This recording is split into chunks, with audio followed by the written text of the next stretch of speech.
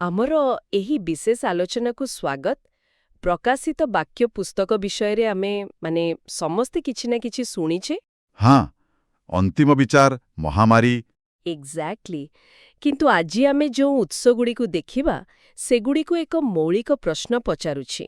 ଯଦି ଈଶ୍ୱର ସାର୍ଦ୍ଧଶକ୍ତିମାନ, ତେବେ ତାଙ୍କୁ ଏତେ ଜଟିଳ ପ୍ରକ୍ରିୟା ଦେଇ ଯିବାର ଆବଶ୍ୟକତା କାହିଁକି? ସେ କାହିଁକି ସିଧାସଳଖ ପାପୀମାନଙ୍କର ବିଚାର କରିପାରିବେ ନାହିଁ? ଆଉ ଏଇଟା ଗୋଟେ ବହୁତ ବଡ଼ ପ୍ରଶ୍ନ। ଆଉ ଆଜିର ଆମର ଉତ୍ସଗୁଡ଼ିକ ଏହାର ଏକ ଆଶ୍ଚର୍ଯ୍ୟଜନକ ଉତ୍ତର ଦେବାକୁ ଚେଷ୍ଟା କରୁଛି। ଆଚ୍ଛା।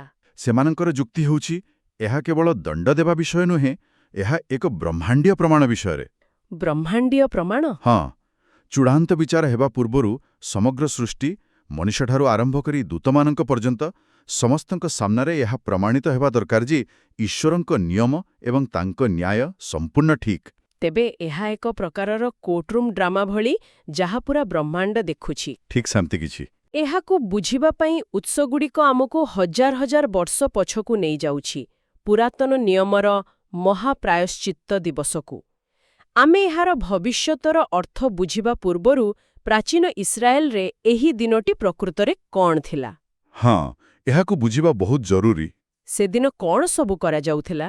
ଦେଖନ୍ତୁ, ମହାପ୍ରାୟଶ୍ଚିତ୍ତ ଦିବସ ବା ୟୋମ୍ କିପୁର ଥିଲା ଇସ୍ରାଏଲର ସବୁଠାରୁ ପବିତ୍ର ଦିନ। ସବୁଠାରୁ ପବିତ୍ର?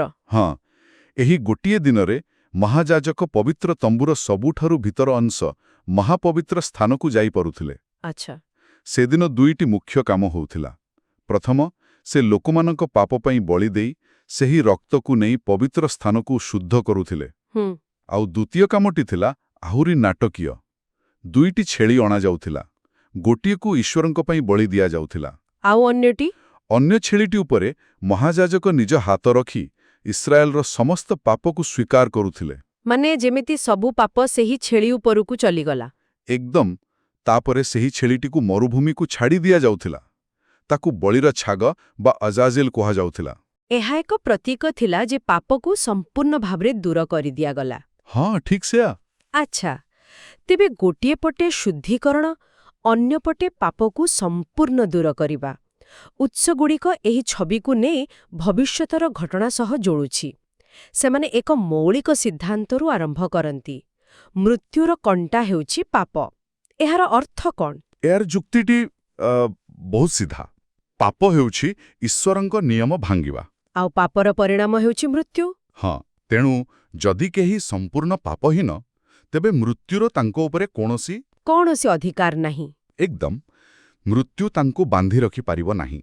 ଲେଖାଗୁଡ଼ିକ କହେ ଯେ ଯୀଶୁଖ୍ରୀଷ୍ଟଙ୍କ ପୁନରୁତ୍ଥାନ ହିଁ ଏହାର ସବୁଠାରୁ ବଡ଼ ପ୍ରମାଣ। କାରଣ ସେ ପାପହୀନ ଥିଲେ? ହଁ, ସେ ମୃତ୍ୟୁରୁ ଉଠିଲେ କାରଣ ସେ ପାପହୀନ ଥିଲେ। ତାଙ୍କ ପୁନରୁତ୍ଥାନ କେବଳ ଏକ ଚମତ୍କାର ନଥିଲା, ଏହା ଏକ ଆଇନଗତ ଘୋଷଣା ଥିଲା ଯେ ସେ ନିର୍ଦ୍ଦୋଷ। ଠିକ୍ ଅଛି। ତେବେ ଯୀଶୁଙ୍କ ପୁନରୁତ୍ଥାନ ଏକ ପ୍ରୁଫ୍ ଅଫ୍ କନସେପ୍ଟ ଭଳି ଥିଲା। ହଁ, କହିପାରିବା। କିନ୍ତୁ ଉତ୍ସଗୁଡ଼ିକ କହୁଛି ଯେ ଏହି କାହାଣୀ ଏଠାରେ ସରିନାହିଁ। ଅନ୍ୟମାନଙ୍କର ପୁନରୁତ୍ଥାନ ମଧ୍ୟ ଏହି ପ୍ରମାଣର ଏକ ଅଂଶ। ଏହା ଟିକେ ଜଟିଳ ଲାଗୁଛି। ଏବଂ ଏଇଠି ହିଁ ଏହି ବିଶ୍ଳେଷଣର ସବୁଠାରୁ ଗଭୀର କଥା ଆସୁଛି। କେମିତି? ଉତ୍ସ ଅନୁଯାୟୀ ଅନ୍ତିମ ସମୟରେ ଯେଉଁ ସାଧୁ ବା ଶହୀଦମାନେ ପୁନରୁତ୍ଥିତ ହେବେ, ସେମାନଙ୍କର ପୁନରୁତ୍ଥାନ କେବଳ ସେମାନଙ୍କ ପାଇଁ ଏକ ପୁରସ୍କାର ନୁହେଁ। ତେବେ ଆଉ କ'ଣ? ଏହା ହେଉଛି ସେହି ବ୍ରହ୍ମାଣ୍ଡୀୟ କୋର୍ଟରୁମ୍ ପାଇଁ ଏକ ଚୂଡ଼ାନ୍ତ ପ୍ରମାଣ। ସେମାନଙ୍କର ପୁନରୁତ୍ଥାନ ଦୁଇଟି ବଡ଼ କଥା ପ୍ରମାଣିତ କରେ। ଦୁଇଟି କଥା? ପ୍ରଥମତଃ, ଏହା ପ୍ରମାଣ କରେ ଯେ ମଣିଷ ପାଇଁ ଈଶ୍ୱରଙ୍କର ନିୟମ ପାଳନ କରିବା ସମ୍ଭବ। ଏହା କୌଣସି ଅସମ୍ଭବ ମାନଦଣ୍ଡ ନୁହେଁ। ଆଚ୍ଛା। ଆଉ ଦ୍ୱିତୀୟତଃ, ଏହା ପ୍ରମାଣ କରେ ଯେ ସେହି ନିୟମଗୁଡ଼ିକ ନିଜେ ହିଁ ସମ୍ପୂର୍ଣ୍ଣ ନ୍ୟାୟଯୁକ୍ତ ଏବଂ ଭଲ। ମାନେ ସେମାନେ ଯେତେବେଳେ ମୃତ୍ୟୁରୁ ଉଠିବେ, ସେତେବେଳେ ଏହା ସମସ୍ତଙ୍କ ପାଇଁ ଏକ ଜୀବନ୍ତ ପ୍ରମାଣ ହୋଇଯିବ ଯେ ଈଶ୍ୱରଙ୍କର ନିୟମ ହିଁ ଠିକ୍ ଥିଲା। ଏକଦମ ଠିକ୍। କିନ୍ତୁ ଏକ ମିନିଟ୍ ରୁହନ୍ତୁ। ଏଠି ମୋ ମନରେ ଗୋଟେ ପ୍ରଶ୍ନ ଆସୁଛି, ଯାହା ହୁଏତ ଆମ ଶ୍ରୋତାମାନଙ୍କ ମନରେ ବି ଆସୁଥିବ। ପଚାରନ୍ତୁ। ଯଦି ଈଶ୍ୱର ସର୍ବଶକ୍ତିମାନ, ତେବେ ତାଙ୍କୁ ନିଜର ନ୍ୟାୟ ପ୍ରମାଣ କରିବା ପାଇଁ ଏତେ ସବୁ କରିବାର ଆବଶ୍ୟକତା କ'ଣ? ସେ କାହାକୁ ପ୍ରମାଣ ଦେଉଛନ୍ତି? ଏହା ଏକଦମ ସଠିକ୍ ପ୍ରଶ୍ନ। ଆଉ ଏହାର ଉତ୍ତରରେ ହିଁ ଏହି ପୁରା ଥିଓରିର ମୂଳଦ୍ୱାର ରହିଛି। ଉତ୍ସଗୁଡ଼ିକ କୁହେ ଯେ ଈଶ୍ୱରଙ୍କୁ ଏହା କରିବାକୁ ପଡ଼ୁଛି କାରଣ ସେ ଚାହାନ୍ତି ନାହିଁ ଯେ ତାଙ୍କ ସୃଷ୍ଟି ଭୟରେ ତାଙ୍କର ଆଜ୍ଞା ପାଳନ କରୁ।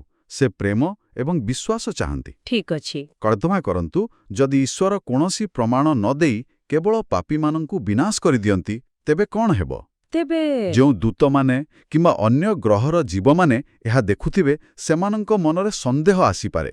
ସେମାନେ ଭାବିପାରନ୍ତି ଈଶ୍ୱରଙ୍କ ନିୟମ ବୋଧେ ବହୁତ କଠିନ ଥିଲା, କେହି ତାକୁ ପାଳନ କରିପାରିଲେନି। ଆଉ ଏବେ ସେ ରାଗରେ ସମସ୍ତଙ୍କୁ ମାରିଦେଉଛନ୍ତି। ସେ ଜଣେ ସ୍ୱେଚ୍ଛାଚାରୀ ଶାସକ।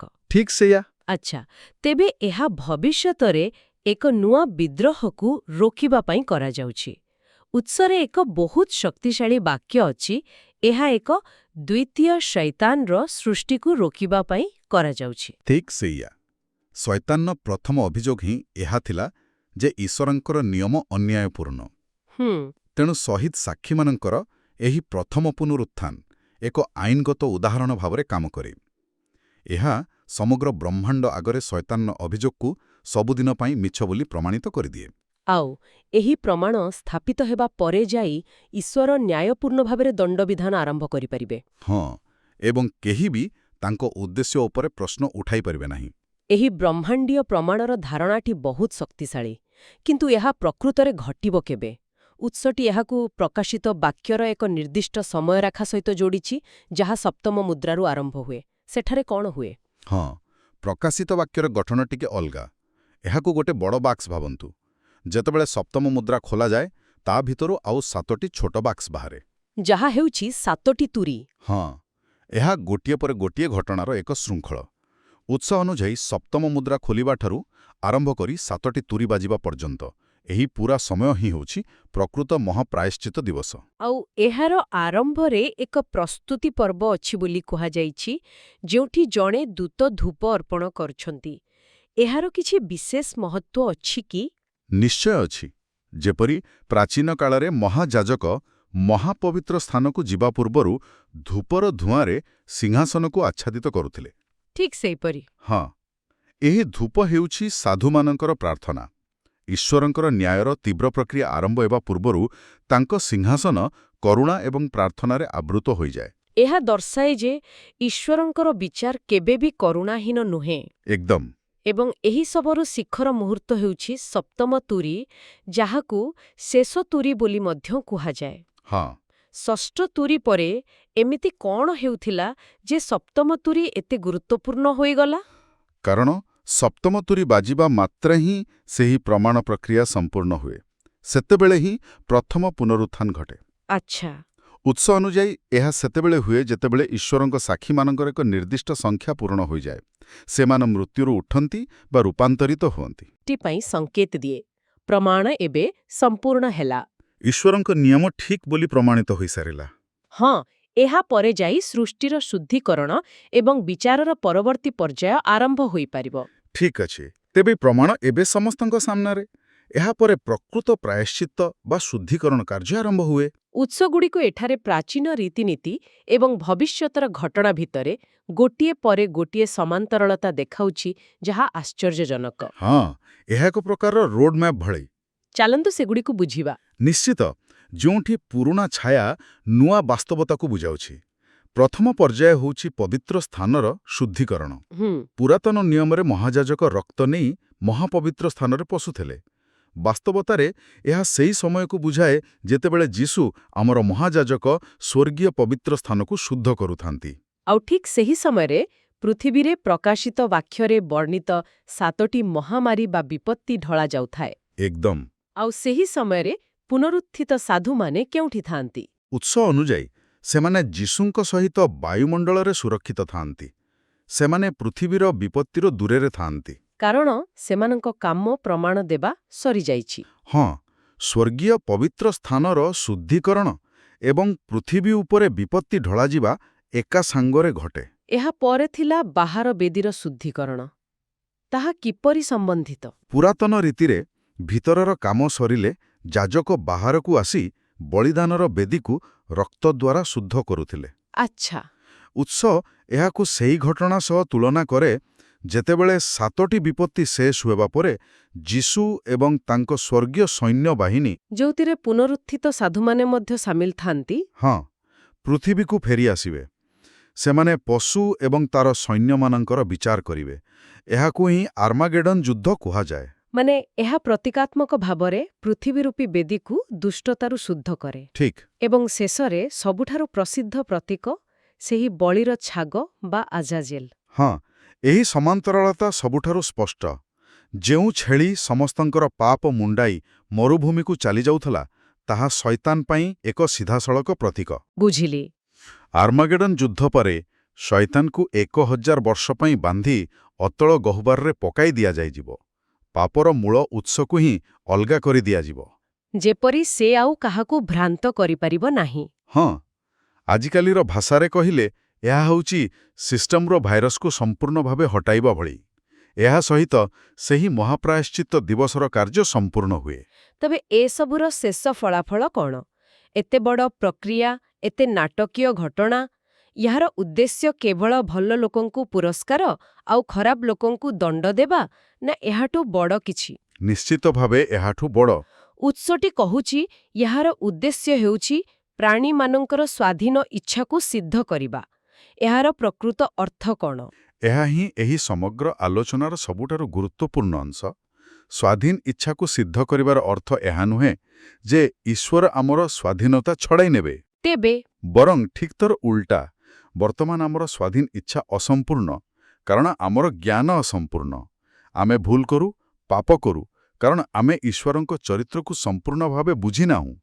କିନ୍ତୁ ଯେତେବେଳେ ସମଗ୍ର ସୃଷ୍ଟି, ପ୍ରତ୍ୟେକ ଦୂତ ଏବଂ ପ୍ରତ୍ୟେକ ପ୍ରାଣୀ ସେହି ଚୂଡ଼ାନ୍ତ ଅଖଣ୍ଡନୀୟ ପ୍ରମାଣ ଦେଖିବ, ଈଶ୍ୱରଙ୍କର ନ୍ୟାୟ, ପ୍ରେମ ଏବଂ କରୁଣାର ପ୍ରମାଣ, ହଁ, ସେତେବେଳେ ସେମାନଙ୍କ ମନରୁ ସବୁ ସନ୍ଦେହ ଦୂର ହୋଇଯିବ।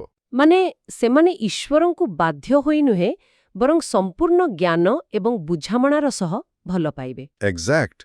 ଉତ୍ସ ଅନୁଯାୟୀ ଏହି ସିଦ୍ଧ ପ୍ରେମ ଏବଂ ସିଦ୍ଧ ଜ୍ଞାନ ପାପ କରିବାର ସମସ୍ତ ସମ୍ଭାବନାକୁ ହିଁ ଶେଷ କରିଦେବ। କେହି ଆଉ ପାପ କରିବାକୁ ଇଚ୍ଛା କରିବେ ନାହିଁ। ହଁ, କାରଣ ସେମାନେ ଜାଣିଥିବେ ଯେ ଈଶ୍ୱରଙ୍କ ପଥ ହିଁ ସର୍ବଶ୍ରେଷ୍ଠ। ସେତେବେଳେ ଯାଇ ସ୍ୱାଧୀନ ଇଚ୍ଛା ପ୍ରକୃତରେ ସମ୍ପୂର୍ଣ୍ଣ ହେବ। କାରଣ ଈଶ୍ୱରଙ୍କୁ ବାଛିବାର ନିଷ୍ପତ୍ତି ଏକ ସମ୍ପୂର୍ଣ୍ଣ, ସ୍ପଷ୍ଟ ଏବଂ ପ୍ରମାଣିତ ବୁଝାମଣା ଉପରେ ଆଧାରିତ ହେବ। ଭୟ କିମ୍ବା ଅଜ୍ଞାନତା ଉପରେ ନୁହେଁ। ଏହା ହିଁ ପାପ ସମସ୍ୟାର ସବୁଦିନ ପାଇଁ ସମାଧାନ। ତେବେ ଆଜି ଆମେ ଏକ ବହୁତ ଜଟିଳ କିନ୍ତୁ ଆକର୍ଷଣୀୟ ଯାତ୍ରା କଲେ। ନିଶ୍ଚିତ ଭାବେ। ଆମେ ଏକ ପ୍ରାଚୀନ ଧାର୍ମିକ ରୀତିରୁ ଆରମ୍ଭ କରି ତାକୁ ପାପ, ପୁନରୁତ୍ଥାନ, ବିଚାର ସହିତ ଯୋଡ଼ି ଶେଷରେ ସୃଷ୍ଟିର ଚୂଡ଼ାନ୍ତ ଶୁଦ୍ଧୀକରଣ ଏବଂ ସ୍ୱାଧୀନ ଇଚ୍ଛାର ସିଦ୍ଧି ପର୍ଯ୍ୟନ୍ତ ପହଞ୍ଚିଲେ। ହଁ, ଏହି ଉତ୍ସଗୁଡ଼ିକ ପୁରାତନ ନିୟମର ରୀତିନୀତିକୁ କେବଳ ଇତିହାସ ନୁହେଁ, ବରଂ ଭବିଷ୍ୟତ ପାଇଁ ଏକ ନକ୍ସା ଭାବରେ ଦେଖାଉଛି। ଠିକ୍। ଏହା ଏକ ଏପରି ଢାଞ୍ଚା ଯାହା ପ୍ରକାଶିତ ବାକ୍ୟର ଘଟଣାଗୁଡ଼ିକର କ'ଣ ବଦଳରେ କାହିଁକିର ଉତ୍ତର ଦେବାକୁ ଚେଷ୍ଟା କରେ। ଆଉ ଏହାର କେନ୍ଦ୍ରବିନ୍ଦୁ ହେଉଛି ଯେ ଈଶ୍ୱରଙ୍କର ନ୍ୟାୟ କେବଳ କାର୍ଯ୍ୟକାରୀ ହୁଏ ନାହିଁ, ବରଂ ଏହାକୁ ସମଗ୍ର ସୃଷ୍ଟି ସମ୍ମୁଖରେ ସମ୍ପୂର୍ଣ୍ଣ ସ୍ୱଚ୍ଛତାର ସହିତ ପ୍ରମାଣିତ କରାଯାଏ। ଏହା ହିଁ ତାଙ୍କ ଶାସନର ମୂଳଦୁଆ। ଏବଂ ଶେଷରେ ଆମ ଶ୍ରୋତାଙ୍କ ପାଇଁ ଏକ ଚିନ୍ତନୀୟ ପ୍ରଶ୍ନ। ଉତ୍ସରେ କୁହାଯାଇଛି ଯେ 7ଟି ବିପତ୍ତି ସମୟରେ ପୁନରୁତ୍ଥିତ ସାଧୁମାନେ ଯୀଶୁଙ୍କ ସହିତ ବାୟୁମଣ୍ଡଳରେ ଥିବେ। ଯଦି ଏହି ଜଟିଳ ଘଟଣାକ୍ରମ ସମଗ୍ର ସୃଷ୍ଟିକୁ କିଛି ପ୍ରମାଣ କରିବା ପାଇଁ ଉଦ୍ଦିଷ୍ଟ, ତେବେ ଏହି ସାକ୍ଷୀମାନଙ୍କର ଭୂମିକା କ'ଣ? ଆଚ୍ଛା। ଯେତେବେଳେ ସେମାନଙ୍କର ସାକ୍ଷ୍ୟ ଗ୍ରହଣ କରାଯାଏ, ସେମାନଙ୍କର କାମ କ'ଣ ସେଇଠି ସରିଯାଏ? ସେମାନେ କେବଳ ଏକ ବ୍ରହ୍ମାଣ୍ଡୀୟ ମକଦ୍ଦମାରେ ପ୍ରମାଣ ଭାବରେ ରହିଯାନ୍ତି, ନା ସେମାନେ ନିଜେ ସେହି ବିଚାରକ ମଣ୍ଡଳୀର ପ୍ରଥମ ସଦସ୍ୟ ହୋଇଯାନ୍ତି?